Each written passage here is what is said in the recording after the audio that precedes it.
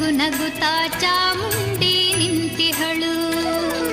ತಾಯಿ ಹೃದಯ ತಂದ ತುಂಬು ಮಮತೆಯಿಂದ ಬಾಯಿಲ್ಲಿ ಓ ಕಂದ ಎನ್ನುತ್ತಿಹಳು. ಕೈ ಬೀಸಿ ಬಳಿಗೆ ನಮ್ಮ ಕರೆದಿಹಳು.